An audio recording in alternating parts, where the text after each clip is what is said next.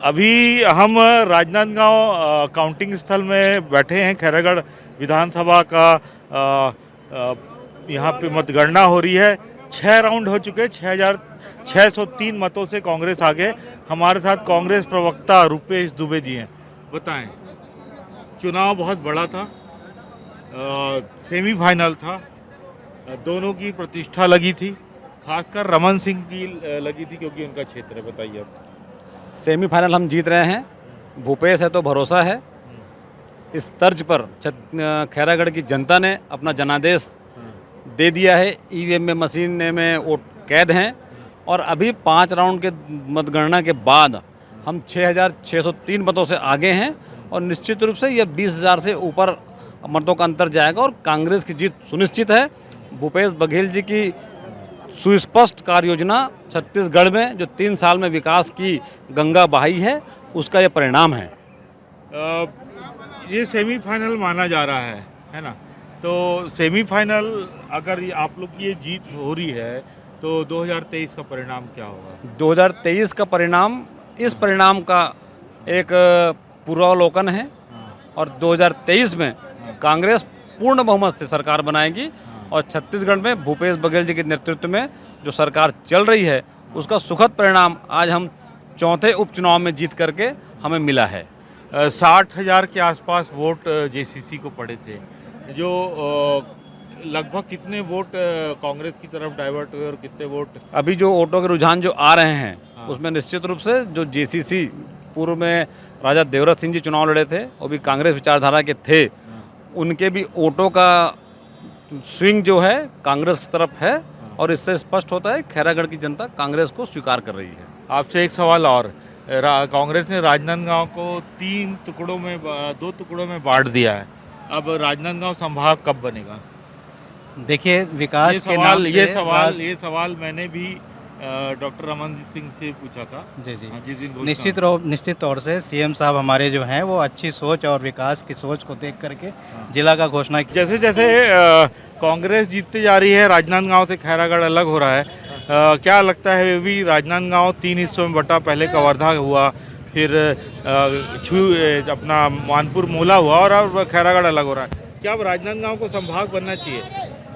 मेरे ख्याल से तो एक ही जिला रहता तो ज़्यादा बेटर रहता, क्योंकि अलग अलग ये शहर बन रहे हैं, उतने कलेक्टर बने आएंगे, उतने एसपी आएंगे, उतने डीएसपी आएंगे, हर एक जगह नया इस्टेब्लिशमेंट आएगा, उतना खर्चा बढ़ेगा। नहीं, अब तो देखिए बन गया है, तो अब क्या राजनांदगांव जब इतना बड़ा जिला था जो 3 हिस्सों में टूट सकता था, क्या वो संभाग नहीं बनना चाहिए? क्या कहना?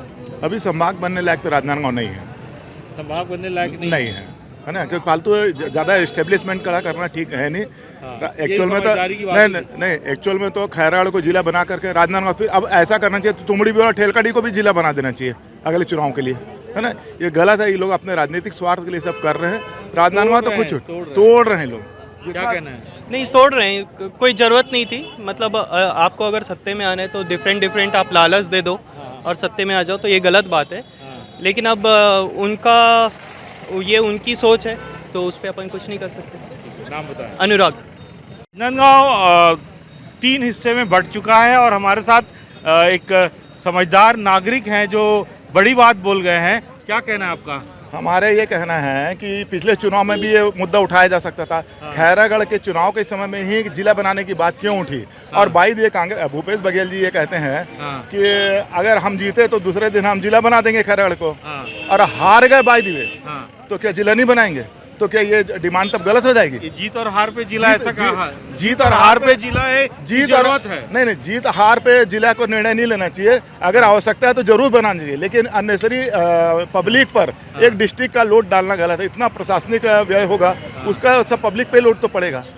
यही हमारा कहना है। नाम बताएं। संजय कुमार मिश्रा, अनुपम नगर, राजनांदगांव। 15,000 की लगभग लीड हो गई है। हमारे साथ पूर्व जिला पंचायत सदस्य है और जिला अध्यक्ष भी रह चुकी हैं कांग्रेस में। बताएं क्या रहा? चुनाव के दौरान ही ये जीत सुनिश्चित हो गई थी हमारी कांग्रेस की। और भूपेश बघेल जी के कार्यकाल के 3 वर्ष के कार्यकाल को जनता बखूबी जानती है। जो वादे उन्होंने किए हैं वो पूरे निभाए हैं, चाहे वो महिलाओं के बारे में हो, चाहे वो किसानों के बारे में हो, चाहे युवाओं के बारे में हो। सबकी हितैषी है हमारी कांग्रेस की सरकार। राजनांदगांव छोटा होते जा रहा है, क्या इसको संभाग की मांग करना चाहिए? 3 टुकड़ों में बंट चुका है राजनांदगांव। समय आएगा तो वो भी हो जाएगा, लेकिन जो मांग अभी जनता की थी कि खैरागढ़ को जिला बनाना चाहिए, मुख्यमंत्री जी उनके बातों को समझे हैं और उन्होंने खैरागढ़ जिला 24 घंटे के अंदर बनाने की जो घोषणा की है, निश्चित तौर पे वो जिला बन के आ जाएगा। मैं इनसे बात करता हूँ, बोडला से हो आप? जी भैया। आप लोग तहसील अलग हो गई है? हाँ, अलग हो गई। तो अब क्या लग रहा है, क्या संभावना है नहीं, विकास की? तहसील अलग होने से जो भी ये कार्रवाई जो समस्या रहती है पब्लिक लोगों का, वो बहुत हल हो जाता है। तो आप अध्यक्ष रहते हुए जब आप अध्यक्ष थे तब से मांग हो रही थी, कितने साल से मांग हो रही थी? ये 5-6 साल से मांग रही थी तहसील की? जी। खालेवारा जी। नाम बताएं। मैं गोरेलाल चंद्रवंशी। चलिए हम बात कर रहे हैं कुछ कांग्रेसी नेताओं से, देखते हैं इनका जीत तो हो गई है लेकिन जिला कल बनना है। अब जनता ने जो निर्णय दिया है वो स्वीकार है, क्योंकि खैरागढ़ विधानसभा में गवर्नमेंट के द्वारा, छत्तीसगढ़ गवर्नमेंट के द्वारा जिस तरह से चुनाव लड़ा, खुद के द्वारा 27 जगह सभा करना, फिर शराब का वितरण, पैसा का, साड़ी का, सारा चीज़ वितरण किया। उसके बाद मैं संघर्ष में था और मेरे भारतीय जनता पार्टी के कार्यकर्ता सभी डट कर मुकाबला किए और इस मुकाबला में हम लोग पीछे हो गए।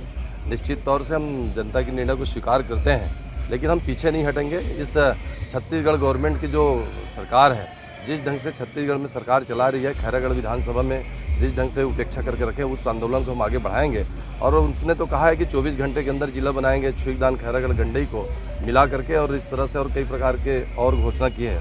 उस घोषणा का असर हुआ है और वो घोषणा जल्दी पूरा होने का हम लोग इंतजार करेंगे। चूक कहाँ हुई आप लोग?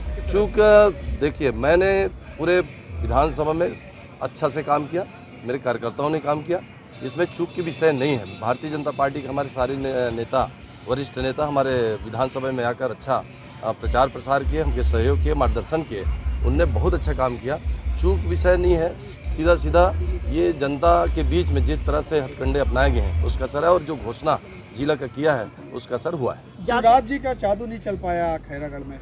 शिवराज जी का जादू तो जादू है, अलग बात है, वोट मिलना नहीं मिलना अलग बात है, लेकिन है शिवराज सिंह जी का, और निश्चित तौर से हम स्वीकार करते हैं जनता के निर्णय। जातिगत समीकरण को देखते आपको टिकट देते कि आपके समाज वाले ने भी आपको नकार दिया? समाज वाले नकारने की विषय नहीं है, जो भी निर्णय आए हैं आपके सामने हैं,